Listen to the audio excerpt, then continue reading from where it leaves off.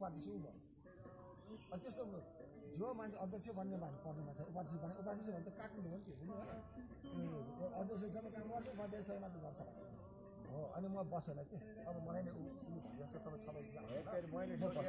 सोधेको थिएँ हजुर अध्यक्ष हुनुभयो भनेदेखि मैले कहीँ एउटा मामला भन्ने आश गरेँ अब खुसन बाबा आइसक्यो खुसन बाबा खुसन बाबा कब्जा गर्ने खुसन बाबालाई मैले यहाँ ध्यान लाएर अब तपाईँसँग मैले थोरै प्रश्न राखेँ है त यो केवलानी देवीको बारेमा तपाईँलाई के थाहा छ संक्षेपमा केही भनिदिनुहोस् न संक्षेपमा होइन सर यसमा अलि धेरै लामो छ सुनाम न त भन्नलाई मैले हजुरलाई बसेर भनौँ होइन यहाँ उभिएर भनौँ मन्दिरकै प्राङ्गणमा प्लिज यो देशमा हजुर पहिला सबैभन्दा पहिला संसारभरिमा एउटा राजा हुनुहुन्थ्यो अरे एउटा राजाको दुईटा परिवार हुनुहुन्थ्यो अरे जेठी र कान्छी जेठीपट्टि एउटा हात्ती कान्छीपट्टि एउटा गोही जन्मेछन् जेठीको छोरो जेठो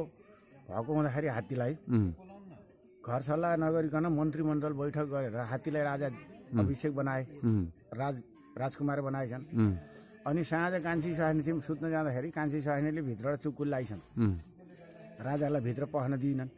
किन के भयो भन्दाखेरि तेरो जेठीको छोरो मात्रै र तेरो मन परेको दुलैको छोरो राजा बन्ने मेरो छोरो दास हुने हो र कि मेरो छोरो पनि राजा हुनु पर्यो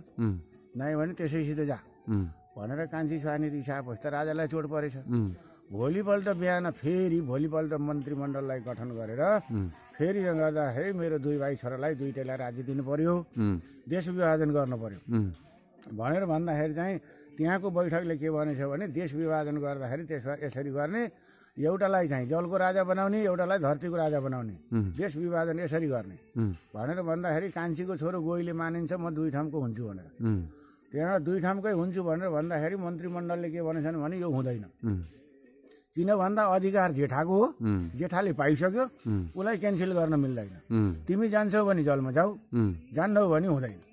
भनेपछि ऊ जलमा जान बाध्य हुँदाखेरि हिँड्ने बेला चाहिँ जेठीको छोरो हात्तीलाई के भनेछ भने मैले तँलाई कुनै दिन भेटाएको छु भनेदेखि तँलाई सिद्धिएर दुई ठाउँकै राजा हुन्छु भनेर कान्छीको छोरो जलमा गयो जेठीको छोरो जङ्गलको धरतीको राजा भयो अनि यता राजा मरेपछि हात्तीको राजा आयो हात्तीले के गर्दो रहेछन् भन्दाखेरि बिहान उठेर स्नान गरेर विष्णु भगवानलाई एउटा कमलको फुल उठाएर विष्णु भगवानको पागमा चढाउने र देश चलाउने गर्दो रहेछन् हात्तीले एक दिन त्यस्तै गरी त्यही क्रममा नुहाउन जाँदाखेरि नुहाएर कमलको फुल लिन जाँदाखेरि भाइसित जलमा भेट भयो त्यो ठाउँ कहाँ भन्नुहुन्छ भने गजेन्द्र मोक्षधाम गजगरामा त्यहाँ भेट भयो त्यहाँ कति भन्नुहुन्छ भने दिव्य 10,000 वर्ष लडाइँ भएछ दाजुभाइको जंगलका जति पनि प्राणी प्रजाहरू छन् लाने केरा लाने फल लाने हात्तीलाई दिने सहयोग गर्ने गरेछन् तर हात्तीको जित हुन सकेन यतातिर विष्णु भगवानले सधैँ मथीमा आउँथ्यो हात्ती छैन त्यहाँ फँसिया छ भन्ने थाहा छ तर अनि विष्णुको अड्डा कहाँ रहेछ विष्णुलाई उसले फुल चढाउने ठाउँ कहाँ रहेछ उही गएर चढाउँथ्यो नि स्वर्गलोकमै विष्णुलोकमै गएर चढाउने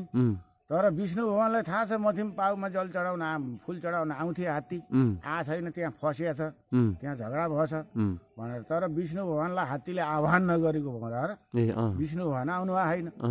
दिव्य 10,000 वर्ष लडेपछि जंगलका प्राणीले के भनेछन् भने अब यो राजा हुँदैन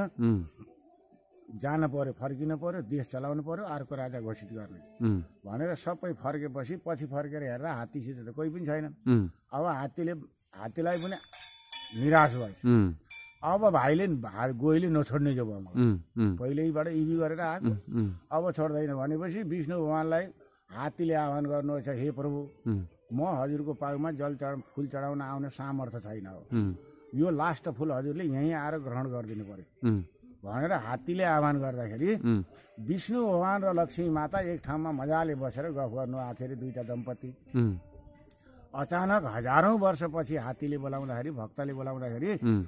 लक्ष्मी मातालाई केही पनि भन्नै नपाइकन भन्न फुर्सदै नपाइकन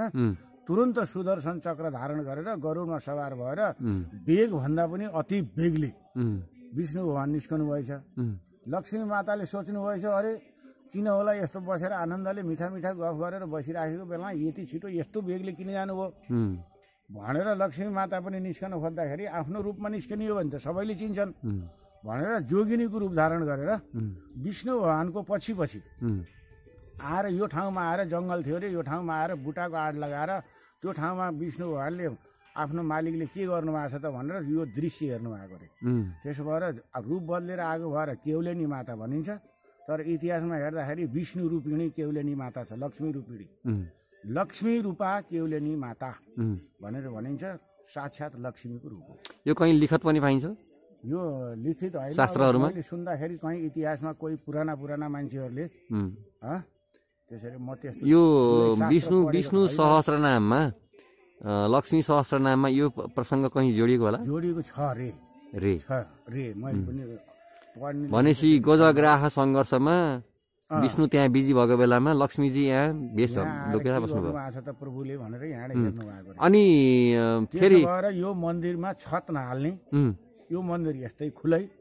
माताले चारैतिर बसेर हेर्ने दृश्य हेर्ने भएको हुँदा यो मन्दिरमा मन्दिर नबन्ने भन्ने। यहाँ कसैले फेरि मन्दिर बनाउने छानो हाल्ने प्रयत्न गरे होलान्, गरेले कतिले गरे। अनि रोकिएछ कसरी? बिमै ढल्यो रे, बिमै ढल्ने, सुरुवातै नहुने, बनाए पनि ढलिहाल्ने, बिग्रिने, यस्तो भयो अरे भन्ने। अहिले यो पर्खाल गर्दाखेरि अझ सानो पारे भन्ने छैन? खै यस्तो त केही बुझिया छैन। यहाँको शुभ नाम के नि? मेरो नारायण प्रसाद अधिकारी। तपाईँ कुन कुलमा जन्मिनु भएको छ? कहाँबाट आउनुभयो यहाँ? कुलबाट त खै कहाँबाट? तपाईँ काश्यप कुलको? म पाल्पाको हुँ। काश्यप कुली हो? म माण्डव कुलको। माण्डव कुलको? हजुर, म माण्डव कुलको। हजुर, धन्यवाद।